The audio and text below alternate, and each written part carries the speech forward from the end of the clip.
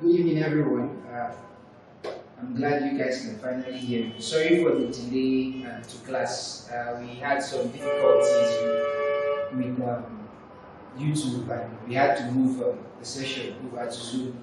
So we are really sorry we took that part of your time. Please forgive us. All right. So welcome to the live session of an introduction to microeconomics. Okay. My job today is to explain the basic concepts in microeconomics while leading you through what microeconomics is. It's applicable to every level, so don't worry. And I am going to focus on the key areas of concern in the following topics I have listed on the board. You can see the theory and analysis of market structures, and the theory of consumer behavior, production theory, cost and revenue concepts, and the concept of elasticity of demand. Okay, so these are the 5 topics I will be focusing on in the next hour. So let us get engaged and see how we can maximize our time. So microeconomics is the branch of economics that studies individual behavior, that is, studies individual units and individual economic agents. Okay, so by economic agents, I mean we are talking about the consumers, the producers, and microeconomics focuses on studying just their behavior. Okay, just their individualistic behavior, how they behave. So the common definition is that microeconomics involves the study of the economy in individual units. Okay, and there are so many concepts that are used when trying to pass across a message in microeconomics. So those are the concepts I am going to explain. Whichever is unclear to you, you can jot it down and ask me questions during the Q&A, and I am spellbound to answer. Okay, so don't fret. Okay, the first set of concepts are the stock versus flow variables. Okay, a stock variable is a variable that is measured at a particular point in time. If you take a close look at your definitions in your textbooks or in your literature, you will find definitions that end with "at a given point in time." For example, the definition of demand. Demand is the total amount of goods and services a consumer is willing and able to buy at a given point in time, at a particular price and at a given point in time. So demand is a stock variable. Okay, so that is a stock variable, and flow variables are variables that are measured over a period of time, like your gross domestic product, like your inflation rate. These are flow variables because they are measured over a period of time. You need to wait for a period of time to elapse before you calculate their values. So when you hear definitions ending with over a given period of time, usually a year, that's a flow variable. Like GDP is measured annually, quarterly, and all of that. So the next set of variables are nominal and real variables. As a result of one of the beliefs in economics, that is the classical dichotomy, we believe that variables are divided into 2. That is, you have real variables, you have nominal variables. So nominal variables are variables that are looked at based on their face value. For example, nominal GDP. It is the gross domestic product calculated at current prices. While real variables are variables that are looked at, this might sound funny, based on their real values. That is what they actually have to give. For example, you have your nominal income, the amount of money that comes into your pocket at the end of the month or year or day or week. Then you have your real income, which is the total amount of goods and services that your nominal income can purchase. That is, when you look at goods in their individual units, what you can actually buy with the money you have in your accounts or in your pocket, that is your real income. So I hope you understand the difference between both of them. We also have normative versus positive statements. Economists are people that make statements. We make statements about everything. So we have some normative statements, we have some positive statements. Now, normative statements are statements based on what ought to be. That is, what should be. Okay? That's what normative statements are. From the word norm, normal, normative. Alright, I'll give an example. Nigeria is an oil-rich state. Okay? So normatively, looking at the indices of maybe some other oil-rich states, we should be at a particular level of development that is acceptable.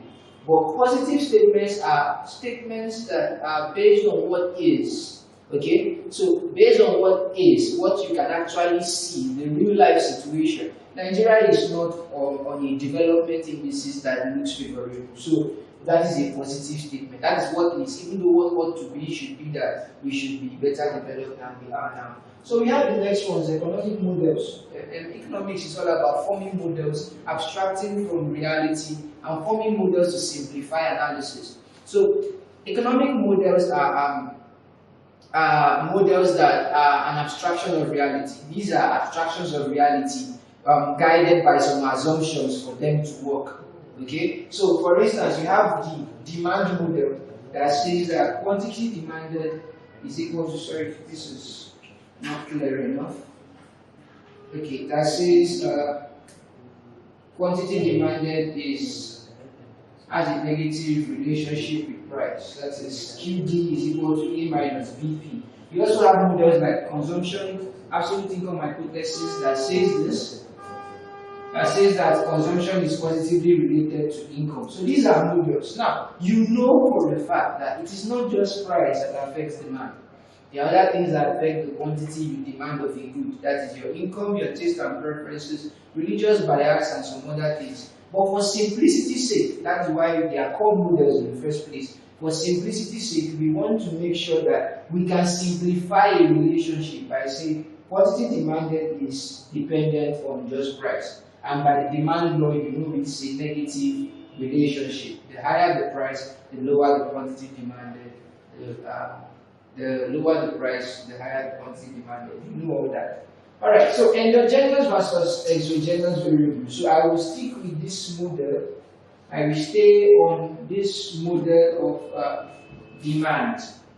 Okay? Now, when we say endogenous versus exogenous variables are variables that are explained within the model. For example, I will be given the value of P and the values of these two parameters to be able to determine the value of quantity demanded. So quantity demanded is dependent on price. It makes it an endogenous variable. It can only be determined within the model. It can only be determined when we know the price. When you want to buy something or purchase anything, the first thing you look out for is the price. So it's until you get the price you know whether you can afford to get it or not. So that's why this is endogenous. While exogenous variables are variables that are explained outside the model. Now, price is not explained within this model, it's explained outside it. So, price, which is the independent variable, is the exogenous model. So, these are is the exogenous variable. So, these are the concepts that you need to understand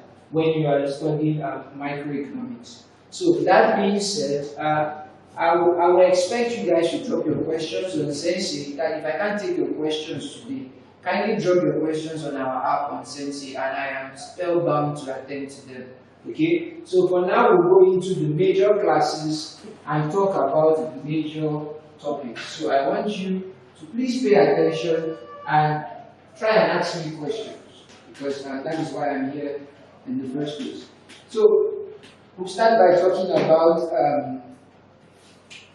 the production theory. Production theory.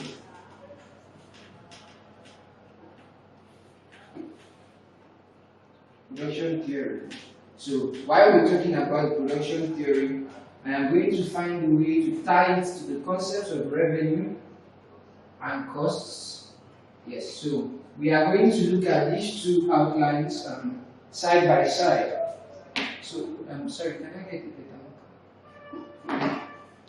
Alright, so the theory of production, you have to talk about the definition of what production is. Production is the economic activity that involves the conversion of raw materials into finished goods. That is as simple as it gets. It is the transformation of raw materials or units of input into output or finished goods. Alright, that's the definition of production. Now, the key thing is the production function. The production function. So, a production function is a mathematical representation of the relationship between outputs and a given level of input. So, you are familiar with this. Q is a function of K and L. Yeah. So this is a production function, showing the relationship between the output, level of output, and the factor inputs. Now, there are many factors of production. There are actually 4. Why am I saying many? So there are 4 of them. You have capital, labor, entrepreneurship, and land. Okay? But for simplicity's sake, because economists, we prefer to be 2-dimensional, because there are times we need to graph. There are times we need to graph things and all of that. And what I mean by that is, your graph has 2 sides, y and x. So because of this condition, these 2-dimension constraints, we'll be able to summarize the production factors, or the factors of production, into just 2, capital and labor. We'll be able to tie land and capital into just K, and we'll be able to tie entrepreneurship and labor, which are both human efforts, into L for labor. So we'll be able to summarize. You see how helpful models can be. These are economic models. We'll be able to summarize the reality of having 4 factors of production into just 2, and it works just fine for us. Alright, so these are some concepts in production theory. So we'll talk about the types of production functions we have, the types that we have, and their characteristics. So we have the first one, which is the linear production function. The linear production function, Q is equal to 2K plus 3L. So this is the linear production function. It is Q is equal to 2K plus 3L. Linear production function is telling us that our variables, these are known as variables. This is also a variable. But remember what we said in the last minute, where we talked about this is our endogenous variable, while these ones are exogenous variables. Okay? So, capital and labor are raised to powers of 1. That is why we call this a linear production function. Okay? Linearity, showing that they are raised to a power of 1. Now, a common feature of the linear production function is that it allows for total substitutability. What that means is that with your linear production function, you can substitute all of K for L, and you will still have production. What that means also is that this, let's take for instance, K is 0, we employ 0 capital. That is 2 into bracket 0 plus 3L will still give us what? 3L as Q. So we still have outputs despite not imputing capital or using capital at all. Okay, is that clear? So also it goes the same way if it's just label. It goes the same way if it's just label. If L is 0, you have 2K representing your Q. Alright? So that is it for the linear production function. Key features. The variables are raised to the power of just 1, and another key feature is that it allows for total substitutability of factor inputs. The second one, which is the most common one, is the Cobb-Douglas. The Cobb-Douglas production function, mostly used to represent production activities in agriculture. So what we have for the Cobb-Douglas is something that looks like this. A lot of final year students will have seen a lot of this around. So you have this. This is what your Cobb-Douglas looks like, or the Cobb-Douglas looks like. So, guys, A in this production function represents the level of technology. So there is a constant that represents the level of technology and doesn't change no matter what happens. Okay, K is capital, as you know. L is labor, as you know. Now, alpha and beta. Sorry, I'm looking for the marker that actually sticks. Read which one of those. Yeah. Alpha and beta are known as production elasticities. Okay? Now, they represent the impact of each input. So they can be used to test for factor intensity.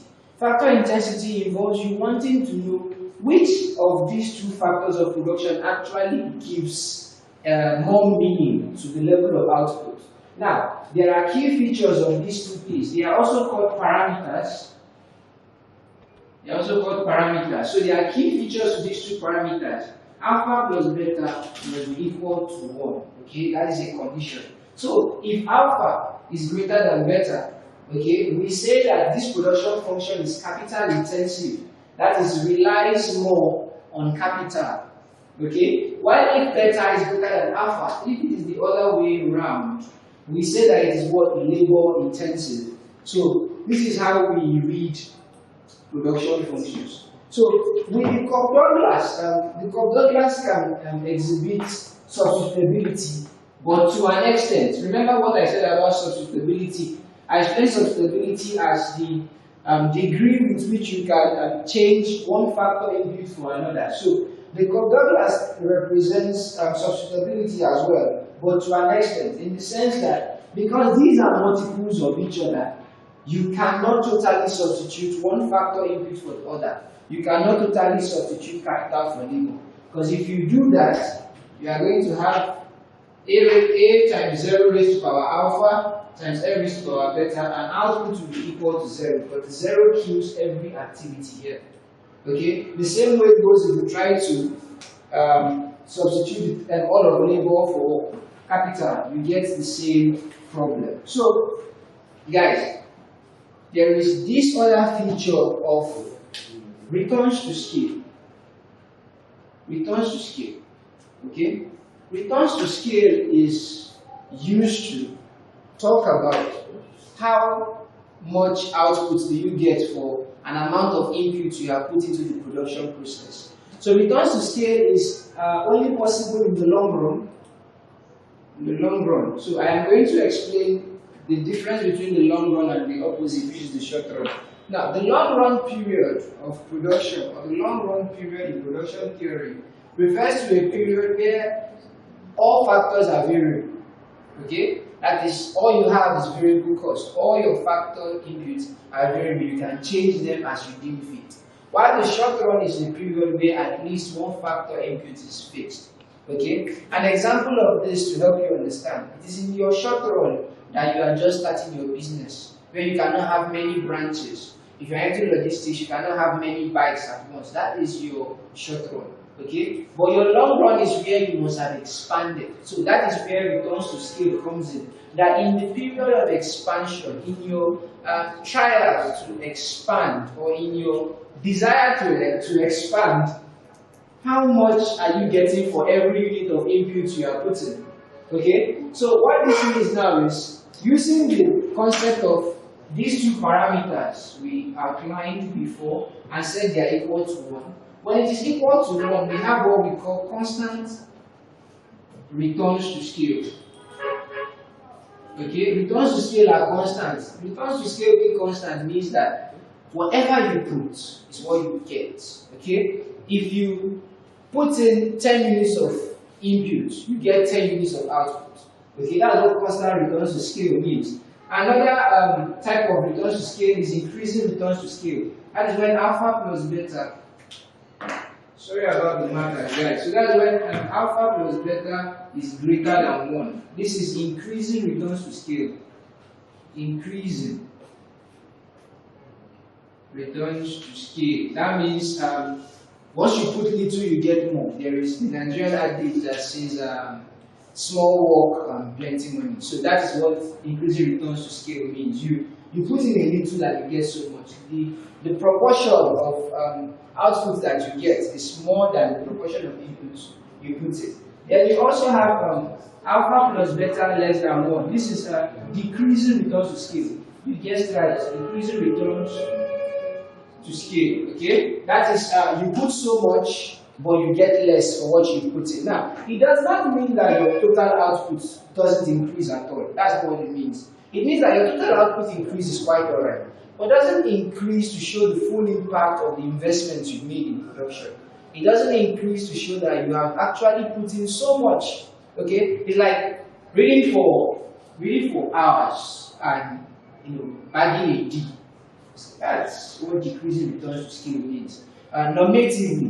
Normatively speaking, when you read for so long, you should you should get so much. So that is what we mean. Constant returns to scale, increasing returns to scale, and decreasing returns to scale. So you might be tested, because what might be playing in your heads now is, how am I going to be tested with this? How do I confront this when I see it in the exams and all of that? So I am going to take a question that is applicable to every level to try and explain how you can be tested. Remember, send your questions to our platform on Sensei. That way I can do enough work helping and attending to each and every one of you, because no matter how we stretch it, the time here might not be enough. Okay?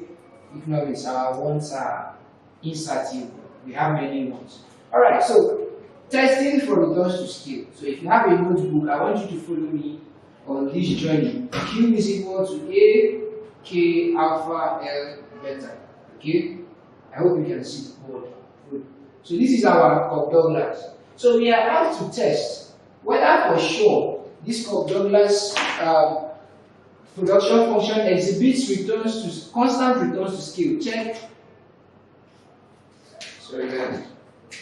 So check for constant returns to scale if alpha plus beta equals 1.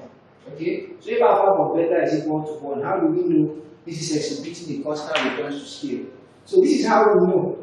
This is how we know. This is how we know. So I want you to follow me. And let's do this together. So we assume Q is equal to AK alpha L beta. Alpha plus beta equals 1. Okay? So we assume the following. We assume that capital and labor increase by a factor called M. So capital and labor are increasing by a factor called M. It means that Q, the new Q is going to be experiencing A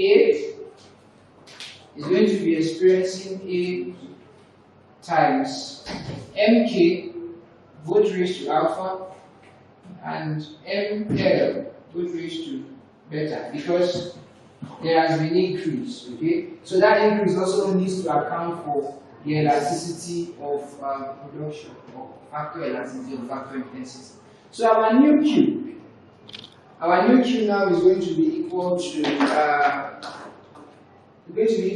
A, where we now open the bracket. So this coming out is going to take its own factor elasticity or factor intensity and parameter. It's going to take its own parameter. Let me keep it simple.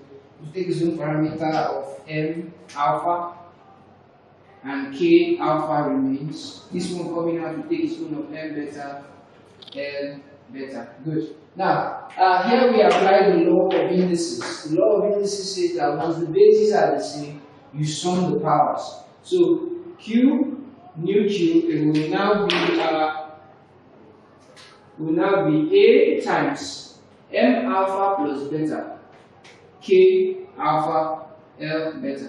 Now recall, our condition is that alpha plus beta is equal to 1. Don't forget. So Q prime, which signifies the new Q, don't forget guys, is equal to A times M raised to power 1, because they said it's equal to 1, then K alpha L beta. Now, this looks familiar to Q prime being equal to M raised to power 1, AK alpha L beta, which is the same thing as M raised to power 1, or just M, for simplicity's sake, Q, because this old Q is equal to AK alpha L beta. So you can see fully that the same factor that was used to improve K and L is the same factor causing a change in Q. That is our new Q. Sorry, this life would have been easier with better markers. I'm sorry guys. So our new Q is equal to MQ. That is M times the old Q. Okay? M times the old Q. Meaning that the same factor that was used to increase capital and labor is the same factor experienced in our new Q. So that is how we show for constant elasticity, constant returns to scale, pardon me, constant returns to scale. So that is how you show the relationship in case you are asked. Now, if you want a better analysis of this, including increasing returns to scale and decreasing returns to scale, please sign up, download the app, and ask me your questions, and I am going to do this for you and give you for the 3 concepts. Excuse me. Alright, so remember I said I was going to tie production concepts to revenue and cost concepts. So I said I was going to tie production concepts to revenue and cost concepts. So let's do that. So,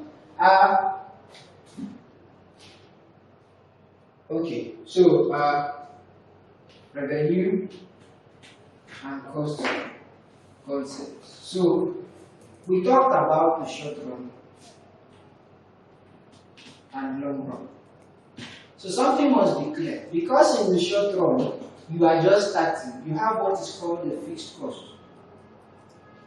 Okay? The fixed cost means a cost level that is not connected to your output. It doesn't matter how much you produce, you have to pay it. It's just like you rent a building now, an office space. Whether your workers or your staff come to work or not, you have to pay your rent. So whether you produce 0 or you produce 1,000, you have to pay your fixed cost. But in the long run, there is no fixed cost because now you can vary. You can vary factor increase. You can vary production. You can vary the people you employ, your staff, your branches. You can break down one office, open another one, and that is it. So in the short run, you have total cost is equal to the fixed cost plus variable cost. Okay? So your fixed cost is that cost, like I explained earlier, that has nothing to do with your output. While your variable cost is that cost that is connected to your output. Okay? So that is it. So you also have average cost, which is equal to total cost divided by Q. So average cost is total cost divided by Q is also equal to average fixed cost plus average variable cost. Because if total cost is being divided by Q, AC automatically means FC plus VC divided by what? By Q. So that is how you get your average fixed cost or average variable. Or let me not further stretch this. Let me make it as simple as possible because of the time we have. So you have total cost over Q. It's average cost. Then average fixed cost is your fixed cost divided by quantity. Then an average variable cost is equal to variable cost divided by quantity. Now, this is very important for producers. Remember, I said we'll be tying revenue and cost concepts to producers. Now, there is a condition for a producer to stay in business. I don't think this has a name, but it's a condition.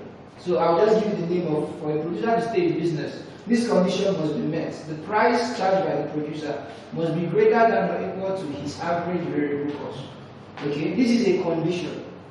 And the price that is being charged by a producer must be greater than or equal to his highest average variable cost. That is how he stays in business. If this condition is violated, there will be bankruptcy.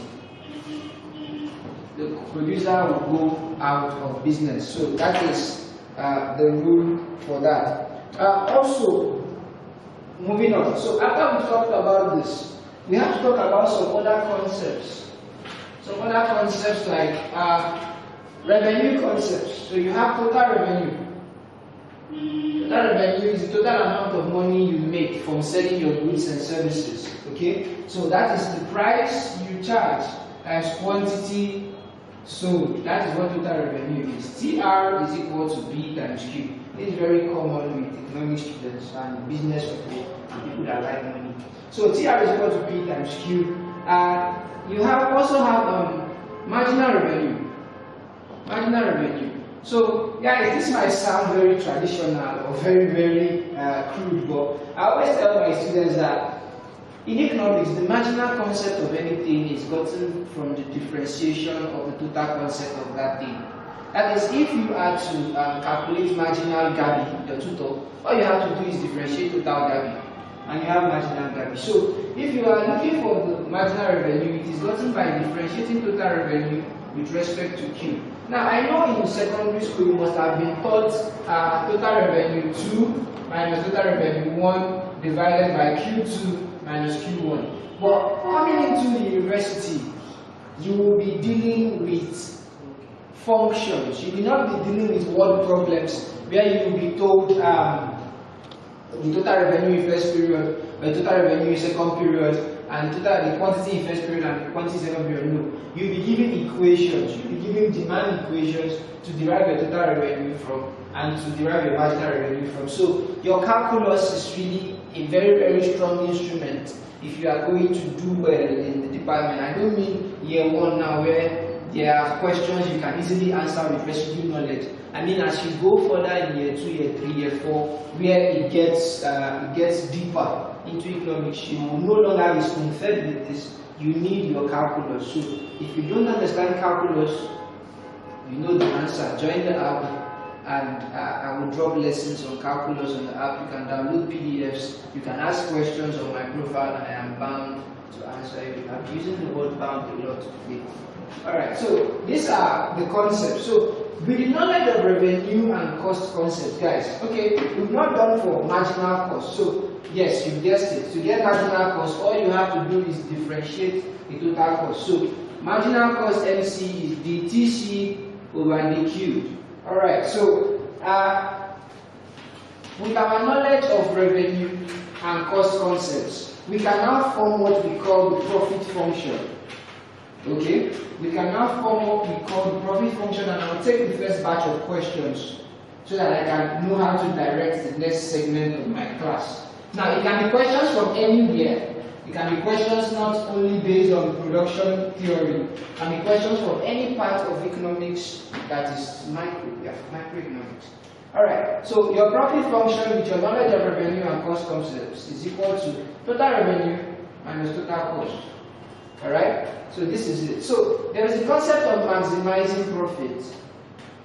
So every producer wants to get the maximum profits out of his business. Adam Smith said that it's not because of the benevolence of the baker or the butcher that we have our bread and meat, but for their attention being paid to self-interest.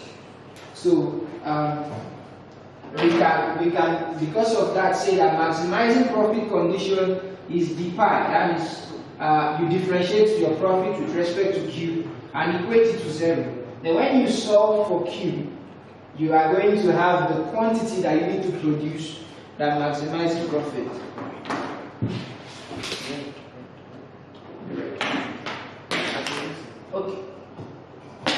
Okay, so d pi over dq is equal to 0. So this is the condition. Alright, so let me get the first round of questions before we continue. So please ask questions, no matter how technical, no matter how confusing. I might even have to guide you to get what you are trying to say. That won't be a problem. Alright, so I'm waiting. Please ask questions. Yeah, done with the first segment. You can unmute yourself, your mics, to ask questions.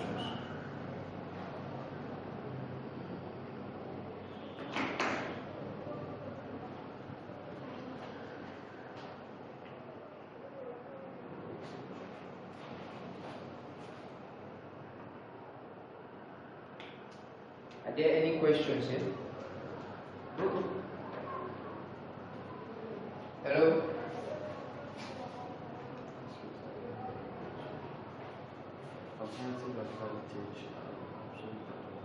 Okay.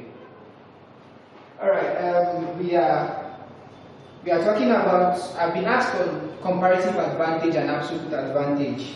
Okay? Yes, that is a part of macroeconomics, but it's the only question I have, so I'm going to answer it. Alright, so comparative advantage and absolute advantage are derived from the study of international trade. Alright, so that is what it is. So when we say absolute advantage is a principle that talks about when you are comparing two countries, country A and country B. The principle says that country A might have the absolute advantage of producing something. That is, let's say country A produces rice, country B produces beans. Okay? If country A can produce rice at a lower cost and using lower resources compared to country B, you say that country A has absolute advantage.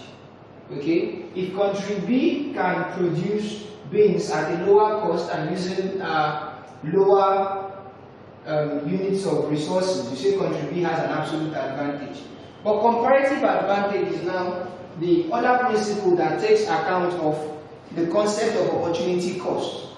Okay? Opportunity cost is a concept in economics where you have to give up something to get something. So there are times when, let's still consider two countries producing rice and beans, country A and country B.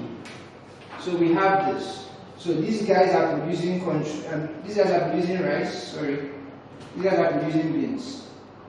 Now, let's say for country A now, for country A to produce 1 unit of rice, it has to give up 2 units of beans. And for country B to produce 1 unit of beans, for country B to produce 1 unit of rice, it has to give up 1 unit of beans. We say that country B has a comparative advantage in producing rice, in the sense that it is giving up less of its other outputs in order to produce rice, compared to A, which is giving up more of the other output, beans, in order to produce rice. So I hope I have answered that question. So that is the difference between both concepts. Any other questions? Huh? Please explain what is Bertrand duopoly. Okay, Bertrand duopoly. So, okay. So Bertrand duopoly is a concept in oligopoly.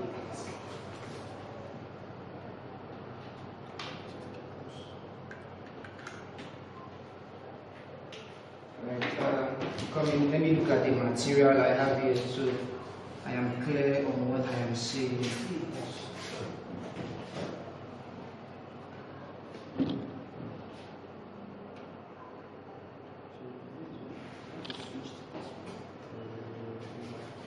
Please keep your questions coming. I'll attend to the ones I can attend to. Thank you.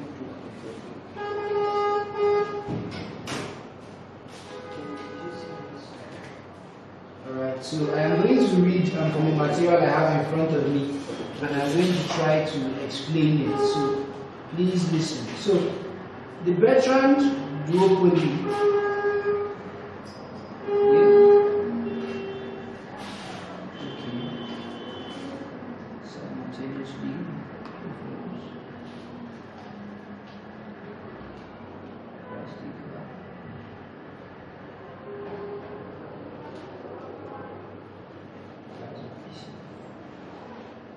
Alright, so the Bertrand model or the Bertrand duopoly is a concept in oligopoly, and it treats the price of competitors as fixed, and all firms decide simultaneously what price to charge.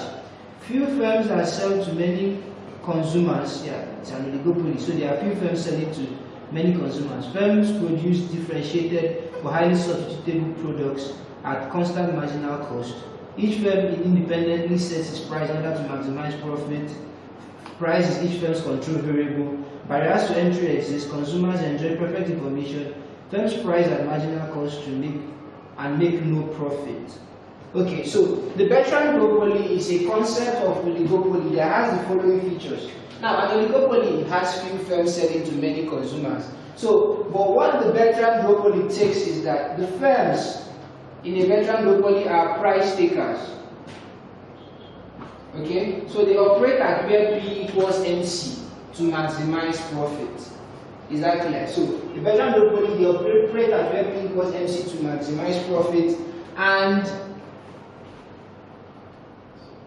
price is their control variable. Price is what they actually use to compete in the market. So you have two firms, by the word duopoly, two firms setting prices at the same time with this condition P equals MC and trying to maximize profit with that. So that is their own condition for profit maximization, P equals MC.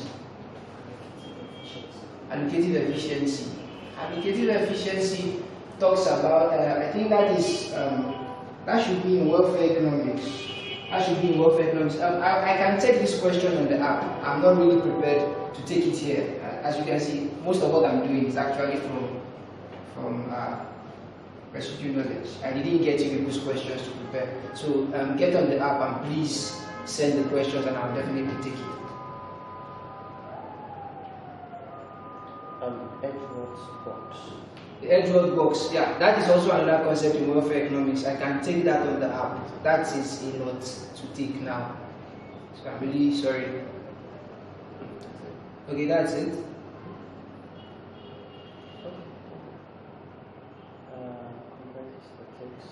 Statics and dynamics. Okay, comparative statics and dynamics is an interesting part of your microeconomics. It is asked across levels, and I think the people it will benefit the most from the question you've asked are the final year students and the third year students. Yeah. So when you're talking about comparative statics and analysis, you're talking about comparative statics and dynamics. Now, static is when you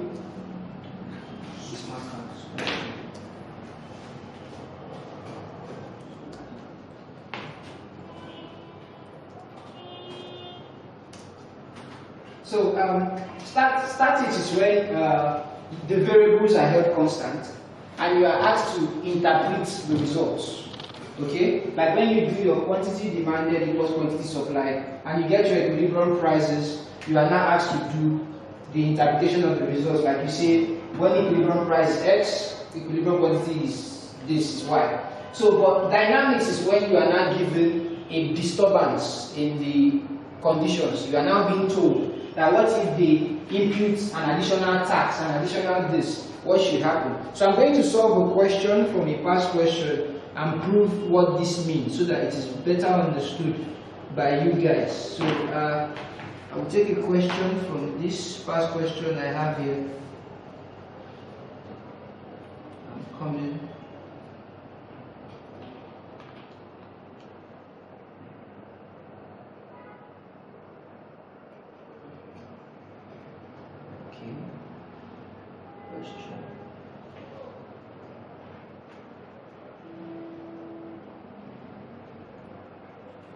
Alright, so this is a question on comparative statics, so I'm going to take it, and it concerns what we're doing on production theory. So it says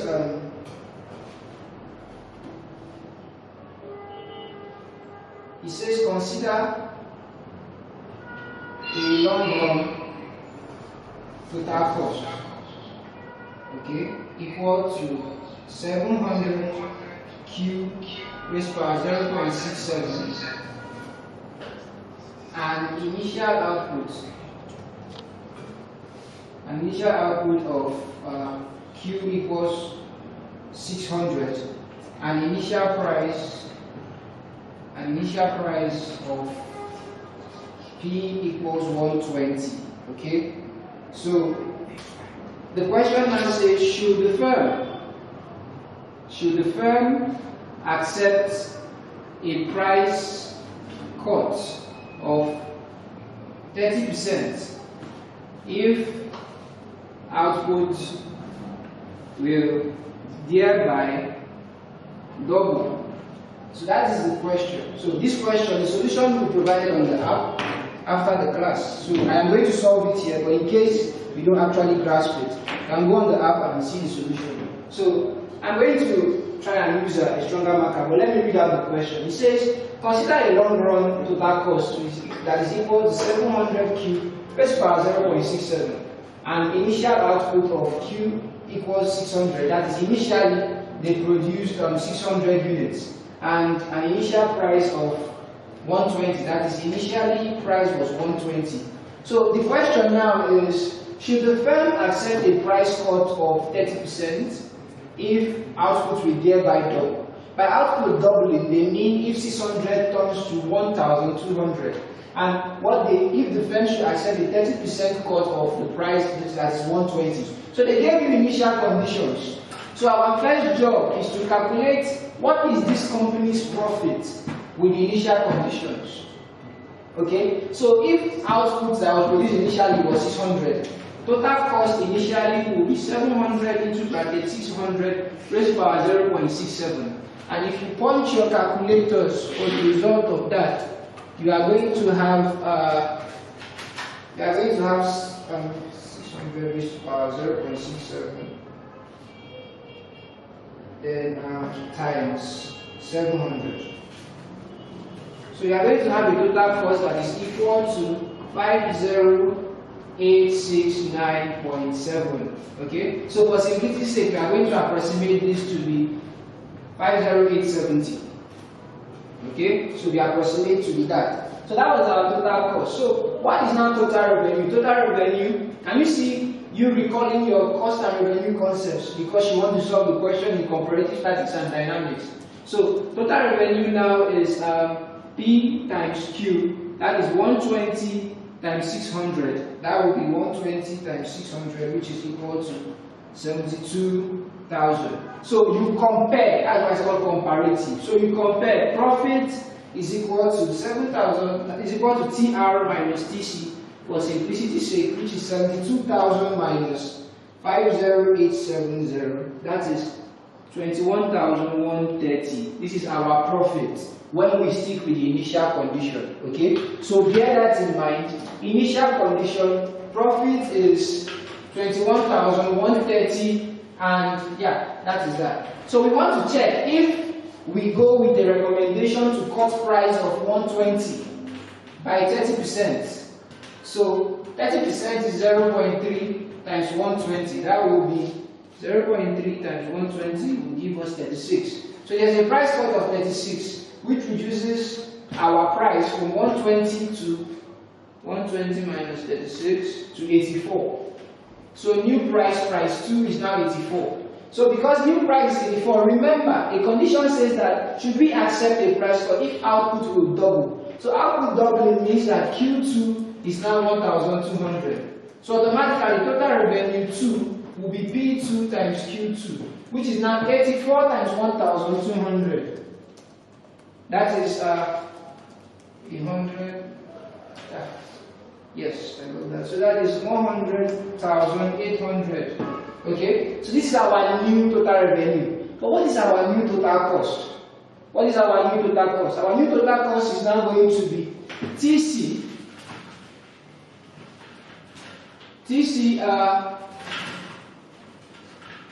equals 700 into bracket 1,200 raised to the power 0.67. So we have 1,200 raised to the power 0.67, which is equal to this, then times 700. Our new cost is going to be 80,937. So when we calculate profit, remember our profit was 21130. This was our old profit. So when we try to find new profits, we now have 800 minus 80,937. So we have 10,0800 minus. Yes, we are landing at 19,862. So now you compare. When it was static, you had 21,130. Now that it's dynamic, a change has been experienced. You have this. So with this now, should you accept a price cut of 36 naira if your output will double by 120? The answer is no, because you will be falling off your previous profit. So that should answer your question. You should at least have a brazen idea of what comparative, static, and dynamic analysis is about. Any other questions, please? General and partial equilibrium. Okay, general and partial market equilibrium. So guys, this will also be solved with a question, but I have another question. I have a note on this on the platform. Now you might be wondering why this guy is just promoting science. This guy is just talking about how we can download app and download app. You should solve question for us, John. Now I'm telling you because of convenience. So instead of you having to wait for these live sessions, not knowing when next they'll come, you can easily interact with me on Sensei. And with a lot of other tutors for your courses in both science, geography, economic geography, and all of that. At least that was what I was doing while in Unilab. So you should be able to see us there and ask us questions, and because of our gas, we are bound to answer. Alright, so let's talk about partial and general market equilibrium. Now, whenever you do quantity demanded equals quantity supply in your demand and supply analysis, that's partial market equilibrium. It's partial because you are considering one good, you are considering one market, and you are leaving all other markets aside. Okay? You have many goods in the economy, but you've chosen to consider just one. To calculate that one's equilibrium price and equilibrium quantity. So that is why it's called partial. You are being partial here. But general market equilibrium is when you now bring all the goods in the economy together. And that is when you have quantity demand for good 1, quantity demand for good 2, quantity supply for good 1, quantity supply for good 2. And you have to now simultaneously, remember what I said about economics referring to be two-dimensional. Our power is not that much. We can only carry 2 variables and all of that. So with matrices we can carry 3, but we normally prefer to carry 2. The lesser the better. So here now you have different goods, good 1 and good 2. You have their demand and supplies. You have their demand and supplies. So what you are doing now here is, sorry about this market thing, guys. So what you are doing is quantity supply, quantity demand 2, quantity supply 1, quantity supply 2. So what you are doing here now is you are calculating the normal equilibrium analysis for both markets. You are calculating the same QD1 equals QS1, the same QD2 equals QS2. Okay? Then you are going to have equations you call equation 1 and equation 2 when you collect license and equate to a constant or to 0. Then you have to solve these two equations simultaneously to get the price for good 1, equilibrium price for good 1, equilibrium quantity for good 1, equilibrium time for good 2, and equilibrium quantity for good 2 that satisfy the general equilibrium in the entire market and the entire economy. So that's what partial and general market equilibrium is about. It's actually a topic on its own you do in mathematical economics in your year 3, in your year 4 you do it in microeconomics. Any questions?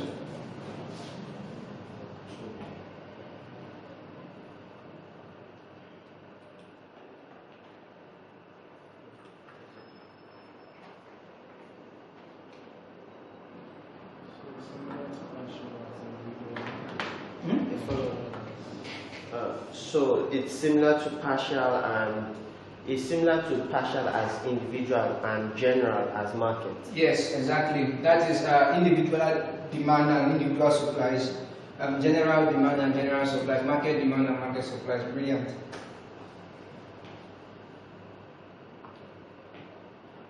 All right. Okay, guys. This is the end of the session. This is the end of the session. Now, I know I promised you topics in analysis of market structures, promise you topics in demand and supply analysis. Please, they are all on the app. I have a profile with these notes and articles on them. And some of them are actually free, so you download my notes for free, while some come at a premium and it is nothing above the price of 500. So it's something you can afford if you really need it. So thank you very much for tuning in. I feel honored. So alright, so for those of you that are Apple users, please don't feel left out. Sensei will soon be on iOS, so you can download from your Apple Store. And those of you that are using Play Store Android, you can easily download it and start using it. I use it. People that I know, my students use it. So good luck to you guys. Thank you very much. Thank you very much. Bye.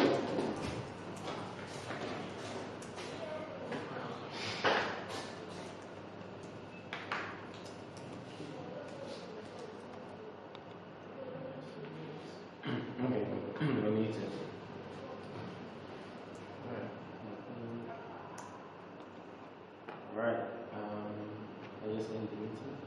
Yes. What's your name? Nephew.